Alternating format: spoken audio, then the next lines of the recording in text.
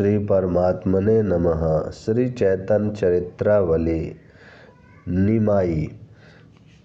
उन सब के मध्य में पीताम्बर पहने, गले में पुष्पों की माला धारण किए, मंद मंद मुस्कान से सबों को प्रसन्न करते हुए, प्राणी मात्र के मन को मोहित करने वाले कामदेव को भी अपने रूप लावण्य से तिरस्कृत करते हुए प्रभु प्रकट हुए।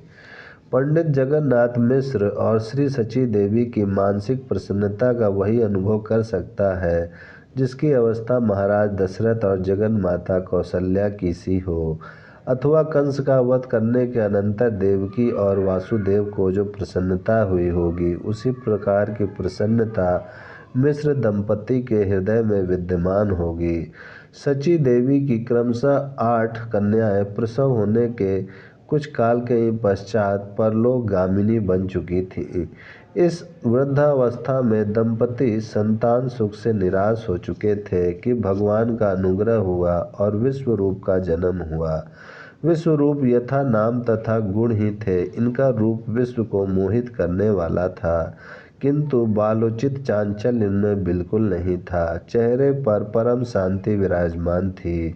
माता पिता इस सर्वगुण संपन्न पुत्र के मुख कमल को देखकर मन ही मन प्रसन्न हुआ करते थे।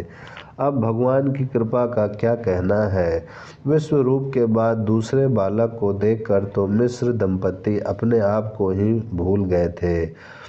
सब बालक 9 महीने या अधिक से अधिक 10 महीने गर्भ में रहते हैं, किंतु गौरांग पूरे 13 महीने गर्भ में रहे थे। 7 महीने में भी बहुत से बच्चे होते हैं और वे पराये जीवित भी रहते हैं, किंतु वे बहुधा क्षीणकाय ही होते हैं। बात यह है कि 6 महीने में गर्भ के बच्चे के सब अवयव बनकर ठीक होते हैं और 7वें महीने में जाकर उसमें जीवन का संचार प्रतीत होता है। जीवन का संचार होते ही बच्चा गर्भ से बाहर होने का प्रयत्न करता है। जो माताएं कमजोर होती हैं उनका प्रसव 7 ही महीने में हो जाता है, किंतु बहुधा 7वें महीने में बच्चे का प्रयत्न निर्बल होने के कारण असफल ही होता है। बाहर निकलने के प्रयत्न में बालक बेहोश हो जाता है और वह बेहोशी 2 महीने में जाकर ठीक होती है।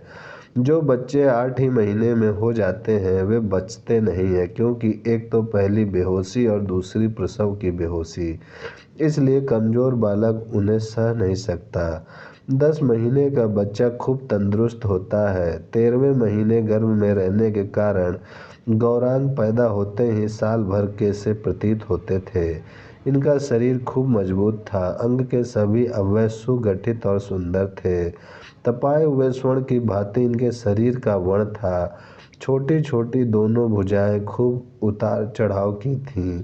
हाथ की उंगली कोमल और रक्त वर्ण की बड़ी ही सुहावनी प्रतीत होती थी। छोटे छोटे गुदगुदे पैर, मांस से छिपे हुए सुंदर टखने, सुंदर गोल गोल पिंडलियां और मनोहर उरुदेव थे। छोटे कमल के समान सुंदर मुख, बड़ी बड़ी आंखें और सुंदर पैनी नासिका बड़ी ही भली मालूम पड़ती थी।